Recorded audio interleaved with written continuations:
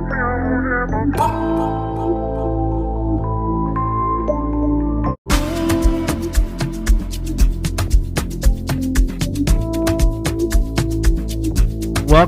to the first episode of the Get Naked podcast. This is more than just a podcast for me. This is purpose, because I know a lot of people don't really know what their purpose in life is. But I feel as though I've kind of slowly started to figure it out. And based on my interactions with people like my first guest today, I've realized that my purpose is my presence. And so that's why I decided to do the podcast this way, where I invite people into my space, into my home, my energy, so that you can be a part of what my purpose is, which is my presence. I call it Get Naked because, as you know, I don't like shallow conversations. I like deep talk. I like to have conversations where I leave feeling edified in some way. So that's the purpose of this conversation today. So I'm going to go ahead and introduce my first guest. His name is Dan, or Hamdan, or you call him Dan. And Dan and I work together at a horrible place that we shall not talk about. But the reason why Dan is my first guest is because Dan is very much like me in the sense that he likes deep conversations. And he doesn't like to have meaningless chit chats. He calls it yap sessions. So that's what he likes to do. So yeah, Dan, is there anything you want to say to kind of introduce yourself to the podcast? Oh, I'm mad nervous, but we'll see how this goes. Well, yeah, my name is Dan. I'm from Winnipeg, moved here from Dubai, born and raised in Dubai. Came here to study. Which boy? And somehow life took me all the way to Calgary, Medbury, and it's been great since then. That's just a short introduction, but I'm assuming the questions that he's going to ask me are going to get more deeper, so you guys will probably find out the story behind it. So let's just keep it short. Okay, good. I like that. Okay, so the topic of today's conversation: unlearning control, redefining love, masculinity, and self-respect. All right. So Dan, with that said, I have one question for you. We're getting Are you ready? Are you ready to get naked? All right. Yeah. Okay, cool. I'm scared, but all right. All right. So before I start, I just want to know, is there anything that feels off limits for you, conversation-wise, that you just absolutely don't want to talk about? No. I'm pretty open to everything. All right. Sounds good. What would a win look like for you at the end of this conversation, in your opinion? Probably just getting things off my chest. I guess coming into clarity with whatever questions that you're going to ask me, understanding myself a little bit better. Okay. Through those questions, getting to know myself better. Yeah. Nice. Yeah. Good. So I'm going to get right to it, because one of the things that we talk about a lot is love, like your love life. I don't know if I should say the lack thereof. I don't know how you want me to frame it, but that's one of the things we talk about. And so you went through a breakup recently. Right? Like you were with your partner for a lot of years, just like I went through a breakup recently. And so since then, you've had a lot of questions about what love is and how you can find it again and find yourself, all of that. When you first learned what love looked like, whose version of love were you watching? Ooh, we're getting right into that. All right. I would say looking at my parents growing up, seeing how love was portrayed in our family. That's probably where I picked up most of my attachment habits, love habits too. We'll just spill the beans. Growing up, seeing how my mother sacrificed quite a lot of herself to provide, not to provide, but more to satisfy her husband, like my father, at her own expense. That's what I understood love to be, like sacrificing yourself to a point where you just don't care about yourself. You just, pretty much just want to please the other person. Just be like, I'll be there for you. I'll do whatever you want. Just accept me. That's how my first relationship went. where I felt like I was such a people pleaser. Mm. I didn't have any boundaries. I took a lot of shit that you're not supposed to be taking from anyone in general, whether it's a romantic love, platonic Mm-hmm. relationship, or just family in general too, whatever it might be the Yeah. case. Yeah.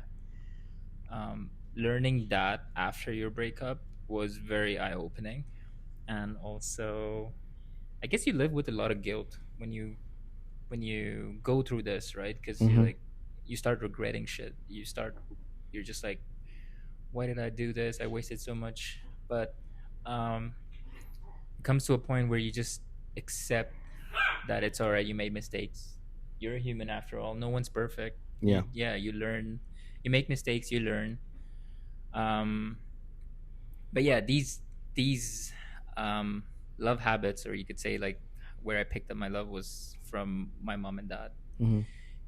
I wouldn't say it was the worst version of love that I picked up from them, but it was also not a healthy.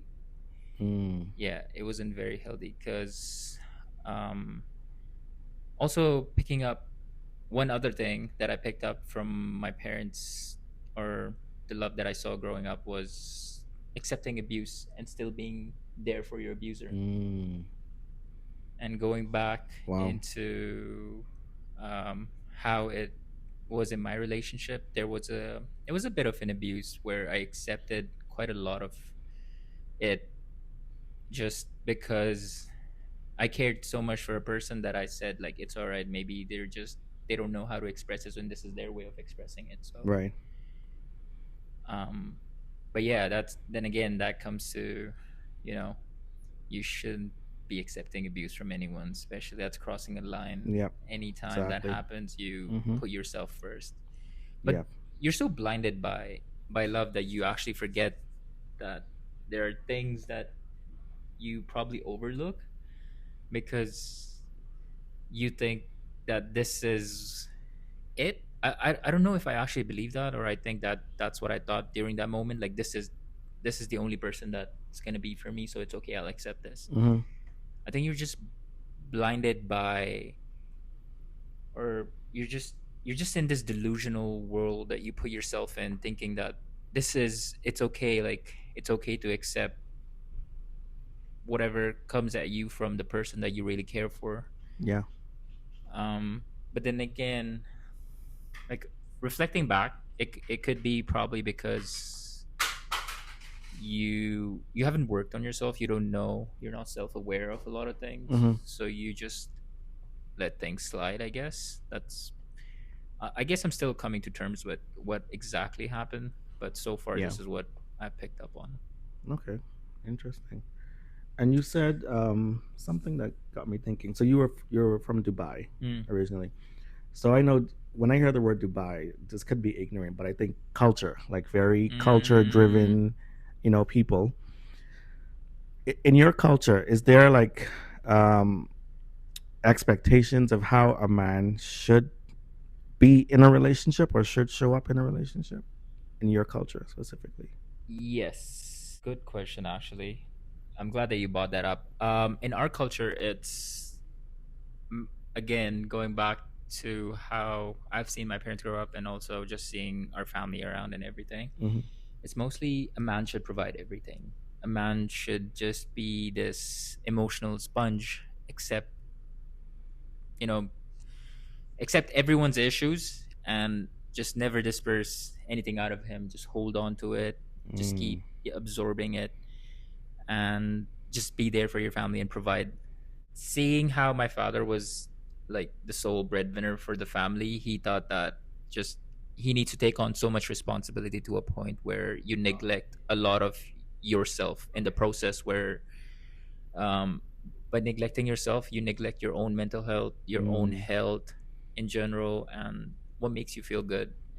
Everything. You're just like, let me sacrifice everything that I have, because that's the man's mentality in our culture. Like that should be the men's mentality actually in Mm. our culture. Just be that guy, like, just be him, which is pretty destructive to a point where you get to an age where you start questioning like, why did I do this? Why Mm-hmm. did I do that? Yeah. Or you get to a point where you'll become so abusive, you lash out in different ways. So you'll start developing self-destructive habits, right? Mm-hmm. Like Mm-hmm. whether you'll start smoking, you'll start gambling, or whatever other self-destructive habits that people have picked up. But people around me, mostly, I've seen them. They either started smoking, they started lashing out on their kids, wives, or whatever. They also just kind of pretty much were disconnected from everything. They were never present. Mm. Like they would be, let's say you're in a birthday party or an event or whatever. You would Yeah. think that the person's present there, but it's he's just not there. Like his physical body is there, but Yeah. mentally he's just checked out, which Right. was very odd. Seeing how and just seeing how my dad was too growing up, and it was just very weird. Wow. Just disassociated with pretty much Yeah. everything, which was very fucked up. Like considering that. So he was there, but never really present. Like, No, no, and wow. that shows up on how you raise your kids, how your relationship is with your wife, I would say. Mm-hmm. Um, but yeah, that's pretty much it. And also when it comes to being the man in our culture, it's like women, you gotta let them. No, they just gotta be housewives. They don't have any other. Goal in life. Yeah. Yeah, tradition. I'm just talking about very traditional Yeah. families. By Yeah. the way, there are very open, like westernized families that exist that Mm-hmm. are open to letting the woman do whatever they want, and having certain boundaries, respecting their religion, and etc. etc. Mm-hmm. But I could get deeper into this. I feel like religion's probably a part that plays into how the Arab culture Mm-hmm. portrays men being. But again, That makes that sense. just Yeah. going down that That's a whole rabbit different. hole. Yeah. Yeah, it's gonna I go. can say. People are just gonna be pissed off. No one wants to look at it from that point of view. But hey, Mm-hmm. it is what it is. At the end of the day, at least I've realized the issues that exist, and Good. I do hope that I don't take that path too, because I've been trying my best not to take Mm-hmm. that path, even Hmm. even though I probably messed up by accepting. Okay. So that opens up a whole different kind of room. So you were in a relationship with your ex for how long? I was in a relationship with her for 11 years. Yeah. For 11 years. Yeah. And why did that relationship end? Like from your perspective. Ooh, damn. You really want me to And did relive? your like yeah, why did it end? And like did your examples have anything to do with that? You really want me to relive that pain again, don't you? I mean, you know. No, but it's all right. Yeah, there were a lot of different reasons that I've come to realize why a relationship ended, and also I would probably say let's start with a couple of things first. Like, Mm-hmm. the, my ex was a really great person. I, we were young when we got together. Mm-hmm. I have nothing bad to say about that. I guess it's also my first love, so you would never ever say something bad about your first love, regardless of how bad things got at the end. Mm-hmm. Um, it just made me realize like we were incompatible for a lot of reasons. Um, Based on the examples that I've given and how my family was like, the love that I picked up from my family, I would say some part of it also the reason why this relationship died. That's true because I picked up certain love habits from my mom, being just there for my dad and accepting all the abuse and all, Mm. just ignoring my dad's red flags, ignoring the Gen Z terms currently, like Yeah.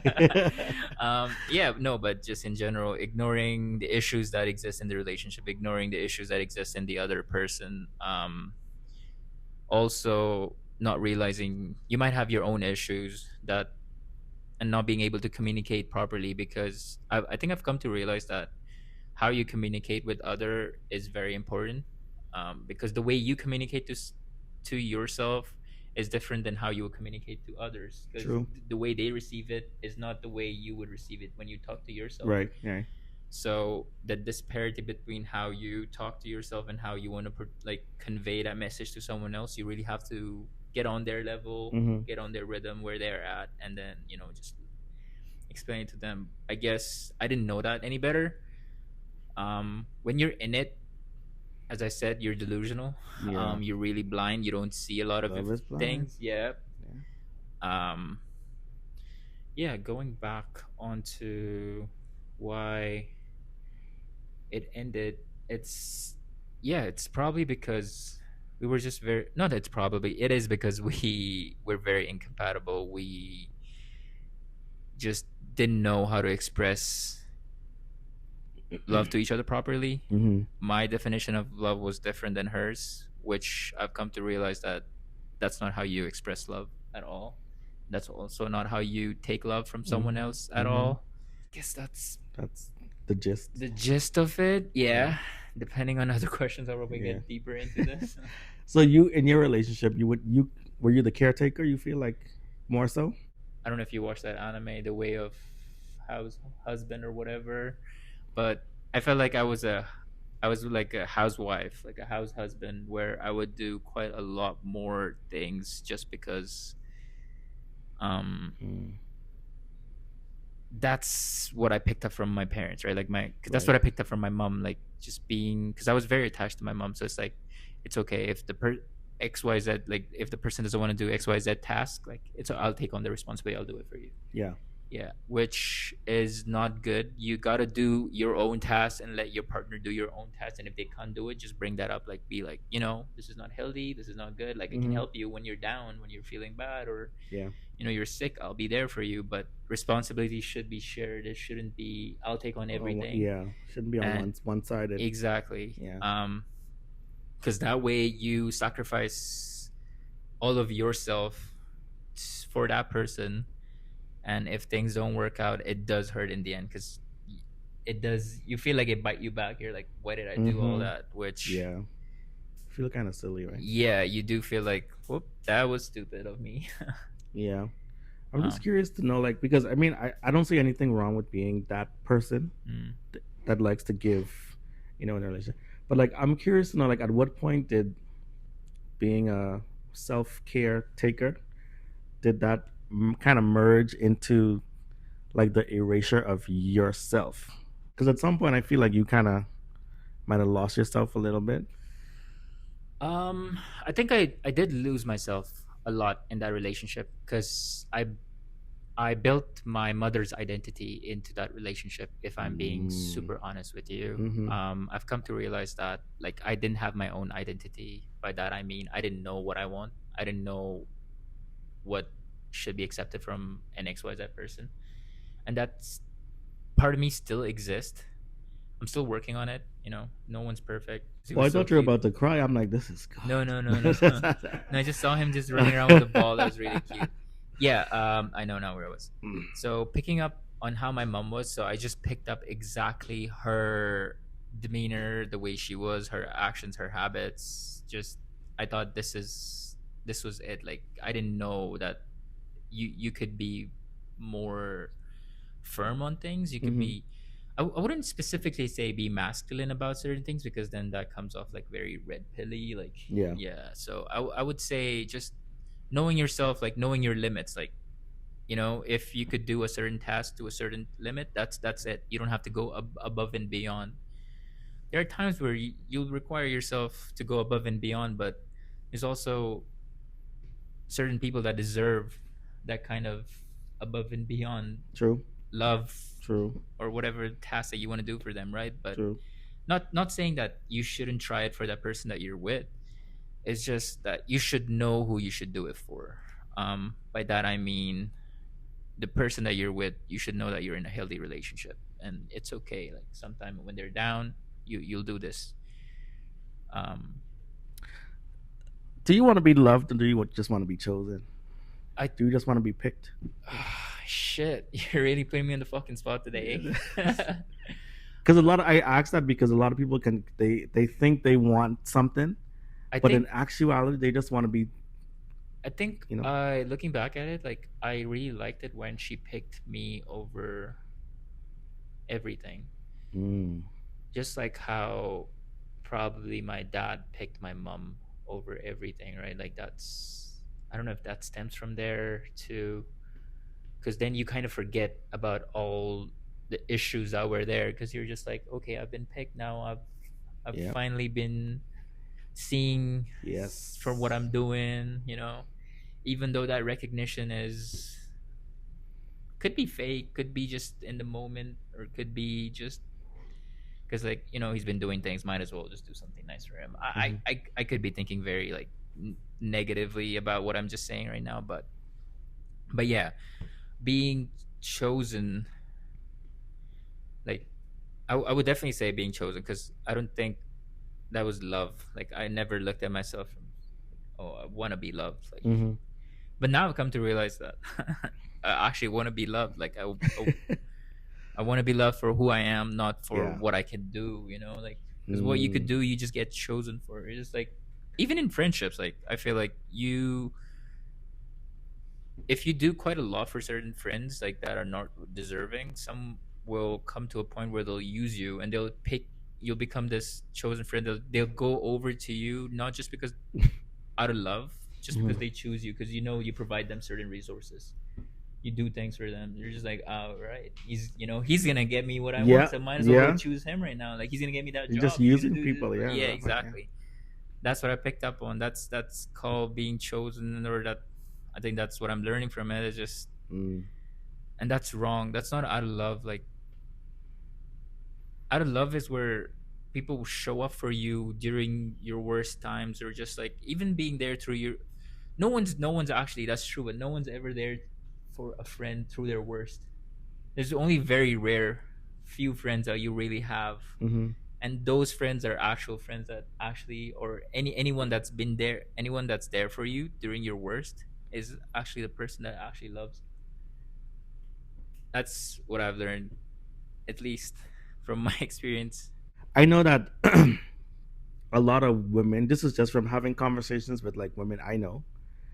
They only see value in a man for what he's able to provide, not necessarily who he is.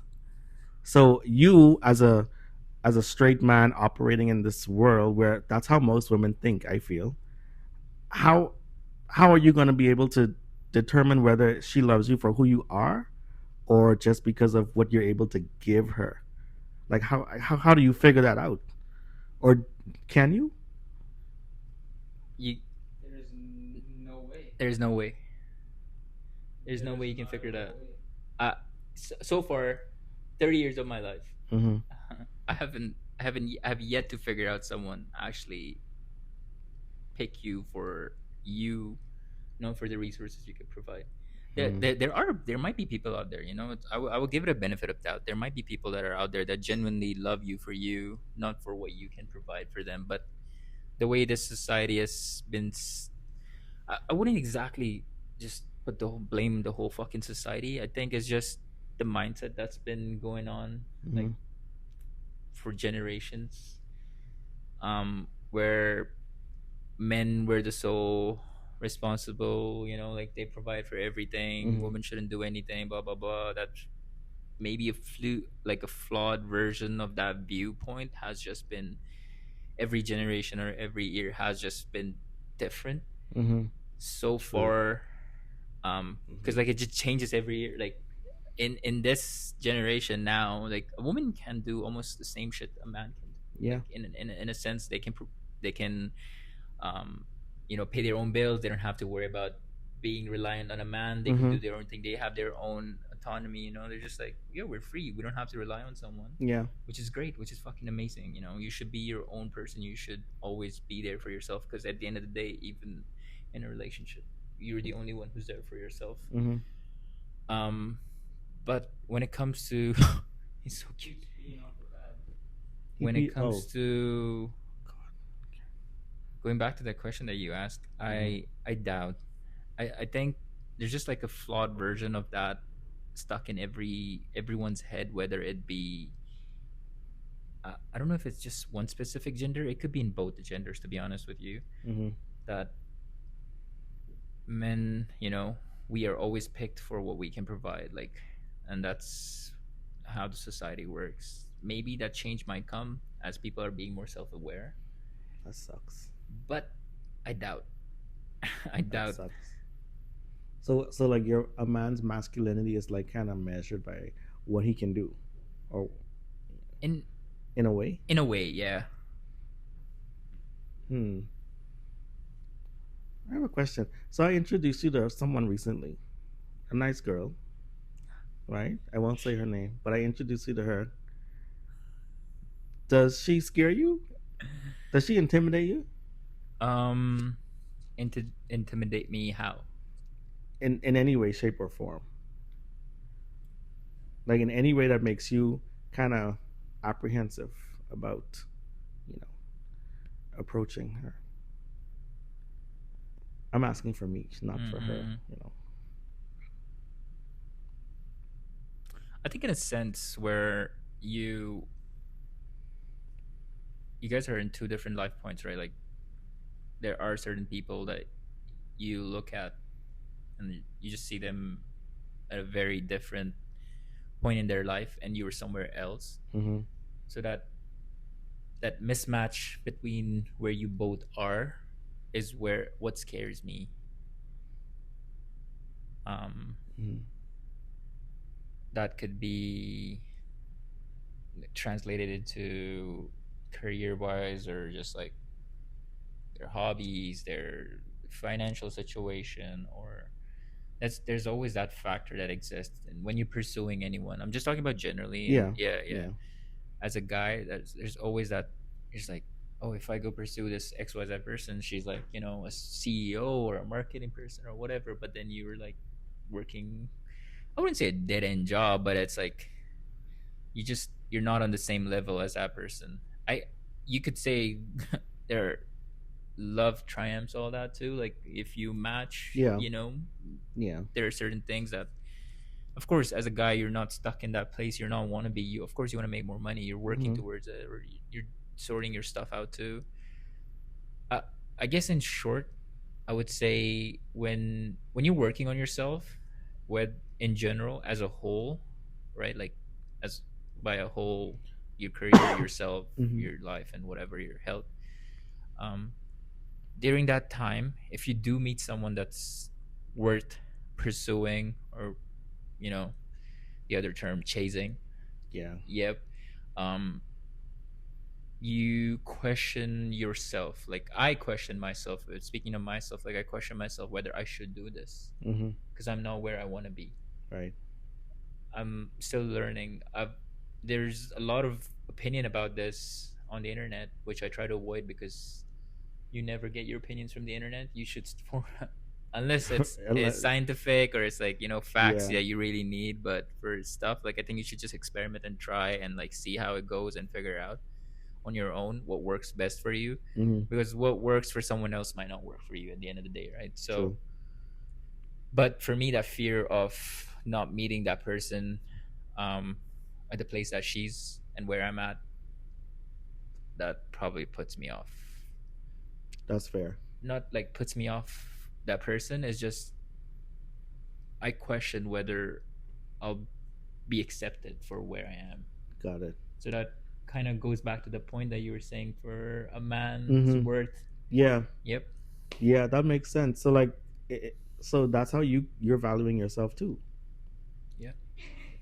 So I'm wrapping up, but I just want to go back to your relationship because I feel like there's so many nuggets in there that we could learn from. There are a lot of Dans out there Yeah, right you're now. you're probably gonna like need 2 or 3 more episodes Yeah, on this this. is deep. Yeah, this is if we really want to get into the nitty gritty of Yeah. like the situation, which I wouldn't mind. We can definitely do it because I would want to give advice to people Mm-hmm. so that they don't fall under the same. Um, but the funniest thing about giving advice to other people is, you at the moment you would take that advice, but you would still do what your heart wants to do in that True. situation. Yeah. Because Yeah. I was given advice during my situation, but I was still like, nah, I'm me. Yeah. It's different. I'm built different. But at the end, But I feel like every bit of advice gets you one step closer to kind of figuring Yeah. things out. What happened next was something I didn't expect at all. My original guest had to step away, and in that moment, his brother Mo stepped up to the mic. What he shared was raw, gripping, and nothing short of cinematic. This is a story about love that began with promise, twisted into pain, and nearly cost him his life. But it's also a story of survival, resilience, and ultimately unlearning control in the hardest way imaginable. So take a breath because what you're about to hear might shake you. It's one man's journey through marriage, heartbreak, danger, and somehow finding himself on the other side. Stay tuned for part two. So I'm Mo, and I am Dan's younger brother. They had a fish tank on top of their fridge. He walked up to it and just bashed his head right into it and just smashed it with his head. I get to the apartment. There's 8 cops standing by the door. There's blood on the ground. There's blood on the ceiling. What? I'm like, what the fuck is happening? He messaged my dad straight first. He said, let your sand nigger son know, his exact words, that I'm gonna bury him 6 feet deep when I see him.